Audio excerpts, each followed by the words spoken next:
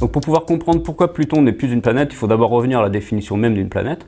Donc une planète, c'est un corps qui orbite autour du Soleil et qui a une masse suffisamment grande pour avoir des forces de gravité qui la maintiennent quasi sphérique. Donc ça la distingue par exemple d'un astéroïde qui est un corps beaucoup plus petit, qui va avoir des formes assez régulières. Donc jusqu'au début des années 2000, cette définition s'appliquait aux 9 planètes du système solaire qui incluaient Pluton.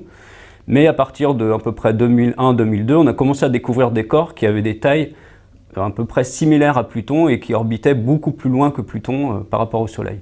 Donc environ en 2005-2006, on avait commencé à découvrir à peu près 5-6 objets qui avaient à peu près la taille de Pluton, ce qui nous amenait maintenant à un nombre de types planètes qui était jusqu'à 15-16 objets, donc ce commençait à être problématique. Donc à partir de là, on a commencé à se poser la question de savoir s'il serait utile de définir une nouvelle classe d'objets célestes, et c'est de là qu'est venue la définition d'une planète naine. D'après la définition internationale d'une planète naine, donc une planète naine est un objet qui orbite autour du Soleil et qui a une gravité suffisamment forte pour avoir une forme quasi sphérique. Donc c'est quasiment équivalent à la définition d'une planète.